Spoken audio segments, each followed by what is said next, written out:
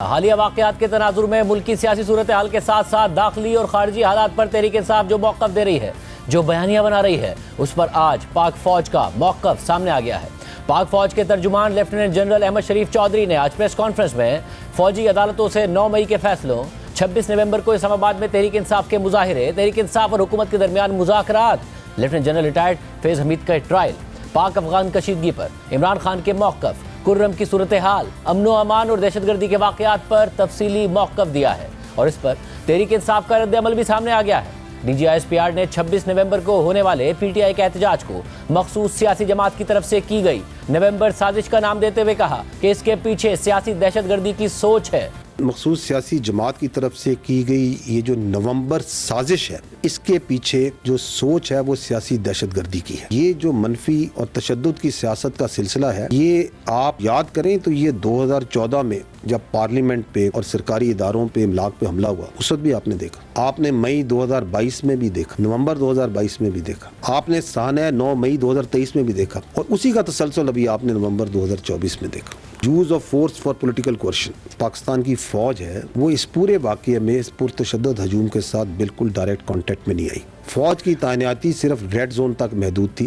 وزارت داخلہ نے اپنے اعلامیے میں یہ بھی واضح کیا کہ جو سیاسی قیادت تھی اس انتشاری ہجوم کے، اس کے مسلح گارڈز اور ان احتجاجیوں میں کچھ لوگ جو آتشی اسلحے کے ساتھ تھے، انہوں نے یقیناً فائرنگ کی، اور آپ نے، ہم نے، سب نے میڈیا پر، سوشل میڈیا پہ وہ آتشی اسلحے دیکھا بھی، اور بھی بہت طرح کے ہتھیار دیکھے جو ان کے ساتھ، جن سے وہ مسلح تھے۔ جب وہ سیاسی قیادت وہاں سے بھاگی، مفرور ہوئی، تو آپ نے دیکھا کہ ایک پہلے سے تیار شدہ سوشل میڈیا کانٹینٹ اور فیک کانٹینٹ کو بڑی سپیڈ کے ساتھ ڈالا گیا، جس کا مقصد یہ تھا کہ بے بنیاد الزامات لگائے جائیں تاکہ یہ جو بے معنی ہنگامہ رہی ہے اور یہ سیاسی جگہسائی ہے، اس سے ایک تو توجہ اٹھائی جائے، اور جو پہلے سے جاری شدہ سیاسی انتشار اور معاشرے میں خلقشار ہے اس کو مزید بڑھایا جائے۔ اگر آپ کیلوں سے لگے ڈنڈے لے کر، آتشی اسلحہ لے کر، ٹیئر گیس شیل لے کر دھاوا بولتے ہیں، پولیس اور رینجرز پر حملے کرتے ہیں، ان کو شہید کرتے ہیں، تو یہ سیاسی احتجاج نہیں، یہ سیاسی دہشت گردی ہے۔ اگر ہم مسلح جتھوں کو لے کر وفاق پر حملہ آور ہو جائیں اور اس کو سیاست مان لیں، تو کل کوئی بھی گروہ، کوئی دہشت گرد پیسے کے زور پہ، اسلحے کے زور پہ، طاقت کے بلبوتے پر اپنی سوچ مسلط کرے گا۔ اس کا جو سب سے بڑا انیبلر ہے وہ فیک نیوز اور جھوٹا پروپیگنڈا کرنے کی صلاحیت ہے، جو کہ اس کے منصوبہ سازوں کو، سہولت کاروں کو یہ اعتماد دیتا ہے وہ کچھ بھی بیچ سکتے ہیں۔ D G I S P R نے 9 مئی کو فالس فلیگ آپریشن قرار دینے کے پی ٹی آئی کے بیانیے کا جواب دیتے ہوئے کہا کہ اگر ہم نے اپنی ایجنسیوں کے بندوں کو خود سزائیں دے دی ہیں تو پھر انتشاریوں کو خوش ہونا چاہیے، مگر وہ پریشان ہیں۔ کچھ عرصہ پہلے تو یہ بیانیہ بنایا جا رہا تھا کہ یہ جو احتجاجی انتشاری ہیں یہ تو ایجنسیوں کے بندے ہیں، یہ تو پلانٹڈ لوگ ہیں، اور یہ کسی بڑی گہری سازش کے تحت فوج نے خود حملے کروائے، فالس فلیگ۔ تو چلیں، اگر یہ ہم نے اپنی ایجنسیوں کے بندوں کو خود اپنے قانون کے تحت سزائیں دے دی ہیں تو ان انتشاریوں کو تو خوش ہونا چاہیے۔ اب وہ پریشان ہیں، اس لیے کیونکہ اپنے اقتدار کی ہوس میں وہ منافقت اور فریب کی آخری حدوں کو کراس کر چکے ہیں۔ یہ جو اینٹی ٹیررسٹ کورٹس ہیں، ہم یہ چاہیں گے کہ اس کے اندر بھی جو 9 مئی سے جڑے واقعات میں جو لوگ ہیں، ملوث ہیں، جن کے مقدمات ہیں، ان کو اپنے انجام تک پہنچنا چاہیے۔ باہر کی دنیا میں، اسپیشلی مغربی ممالک میں، جو سیاسی انتشاری ہیں ان کو کوئی سپیس نہیں دیتا، نہ کہ ان کو سپیس دیں اور بلکہ مزید ان کو انتشار پہ سیاست کی اجازت دی جائے۔ D G I S P R نے سوشل میڈیا پر ہونے والے منفی پروپیگنڈے کے حوالے سے کہا کہ جو اس بیانیے اور پروپیگنڈے کی بنیاد رکھتے ہیں، اصل ملزم وہ ہیں۔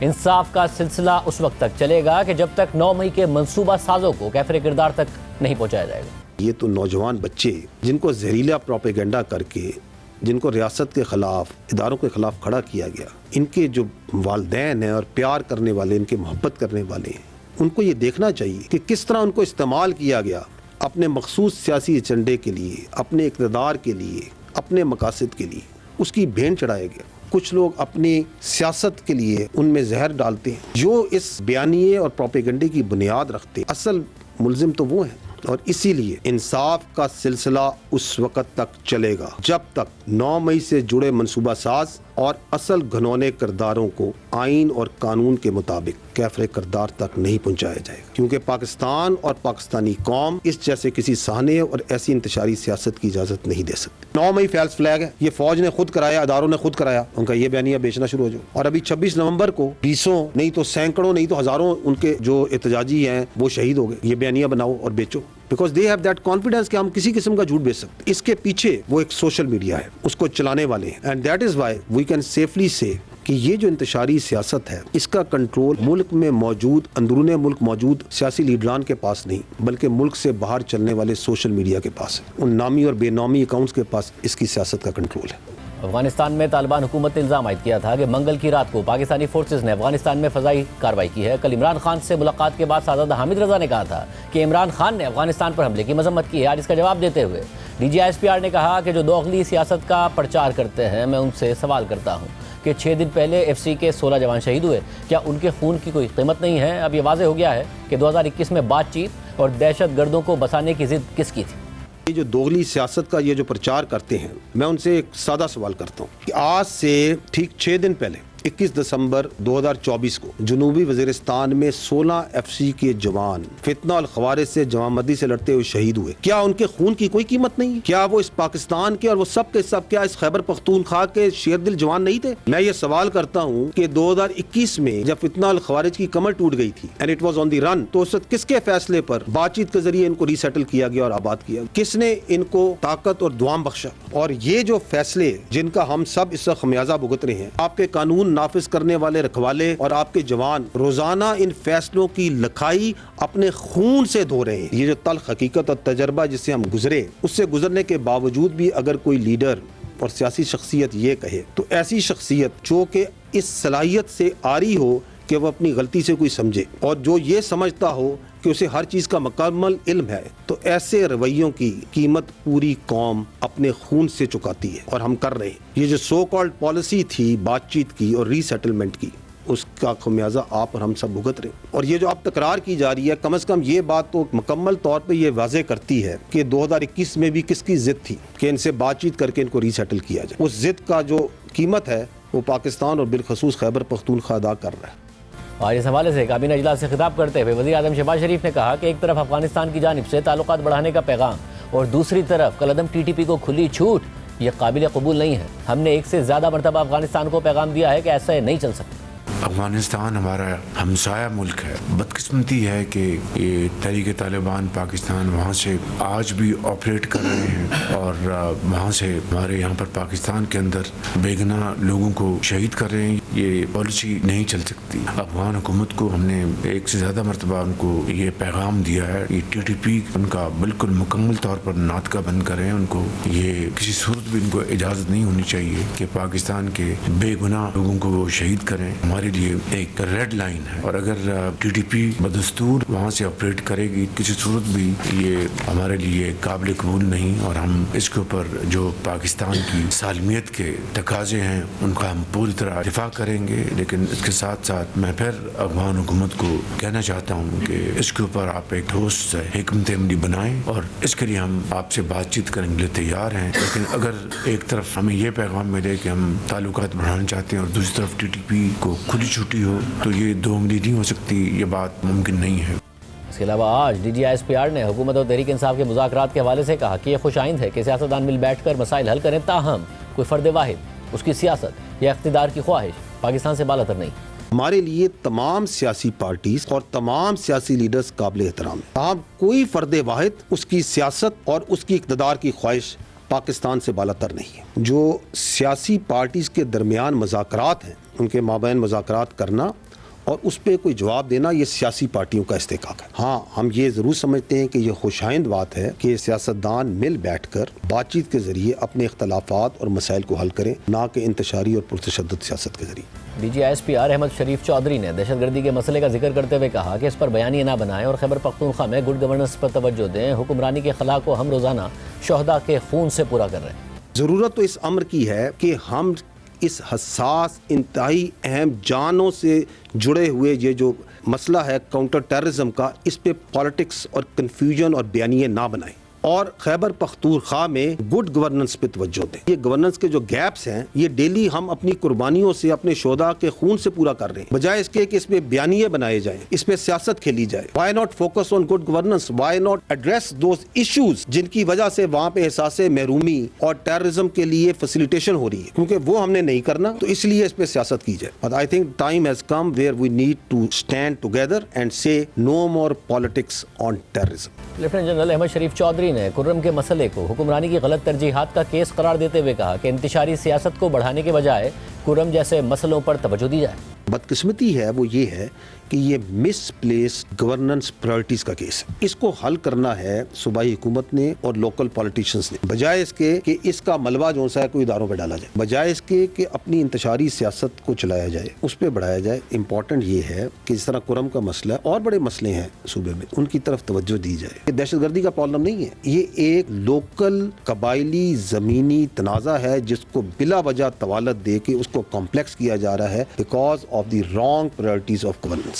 کرم میں 2.5 مہینے سے راستے بند ہیں، جس سے ضروری اشیاء زندگی کا بحران پیدا ہو گیا ہے۔ جیو نیوز کے نمائندے علی افضل افضال کی خبر کے مطابق پارا چنار سمیت اپر کرم کے 100 سے زائد علاقوں میں اشیاء خوردونوش، ادویات اور پیٹرول سمیت ضروری اشیاء کی قلت شدت اختیار کرتی جا رہی ہے۔ لوگ فاقہ کشی پر مجبور ہو گئے ہیں اور ادویات کی قلت سے مریضوں کو شدید پریشانی کا سامنا ہے۔ تعلیمی نظام معطل ہے۔ ہوٹلز سمیت دیگر کاروباری مراکز پچھلے 3 ہفتوں سے بند ہیں۔ پارا چنار میں پریس کلب سمیت مختلف مقامات پر احتجاج اور دھرنے جاری تھے، مگر اب ملک کے کئی شہروں میں مجلس وحدت المسلمین اور شیعہ علماء کونسل کی کال پر احتجاج شروع ہو گئے ہیں۔ کراچی میں مختلف مقامات پر دھرنوں سے ٹریفک کی روانی متاثر ہو رہی ہے اور دوسری طرف کرم میں قیام امن کے لیے کوہاٹ میں جاری ہم جرگہ سے آج بھی کوئی نتیجہ سامنے نہیں آیا۔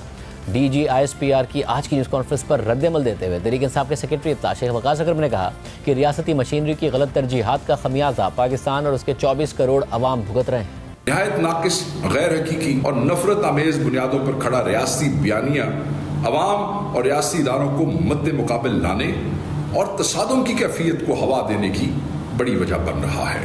حکومت اور ریاستی فیصلہ سازوں کی ناقص پالیسیز پر تنقید اور عوام کی جانب سے اپنی آراء کے اظہار کو انتشار یا ریاست مخالفت کی اینک سے دیکھنے کی روش پاکستان کے لیے تباہ کن ثابت ہو رہی ہے۔ تنقیدی آراء کو حملے اور دشمنی کا جامہ پہنا کر ریاست کا اپنے عوام پر اندھی ریاستی طاقت سے چڑھ دوڑنا تصادم کو ہوا دیتا ہے اور ملک میں لاقانونیت کے کلچر کو پختہ کرتا ہے۔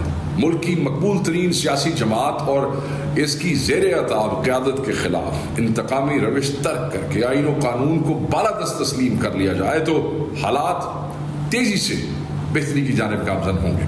9 مئی کا معاملہ پریس کانفرنسز، تند و تیز بیانات یا دھوس اور دھمکیوں سے نہیں، حقیقی شواہد بشمول CCTV فوٹیجز کی بنیاد پر اعلیٰ سطحی آزادانہ عدالتی تحقیقات سے ہی حل ہو سکتا ہے۔ خیبر پختونخوا واحد فارم 45 والی عوام کی نمائندہ حکومت ہے جو گورننس کے معیار میں بھی باقی صوبوں سے بہت آگے ہے۔ محض زبانی جمع خرچ یا بیان بازی سے وہ ذات کشید کرنے کی بجائے ریاست ذمہ داری کا مظاہرہ کرے اور اپنی سوچ اور اپنے رویے میں سنجیدگی لائے۔ ریاستی مشینری کی جو غلط ترجیحات ہیں، جو پرائرٹیز ہیں، ان کا خمیازہ پاکستان اور اس کے 24 کروڑ عوام بھگت رہے ہیں۔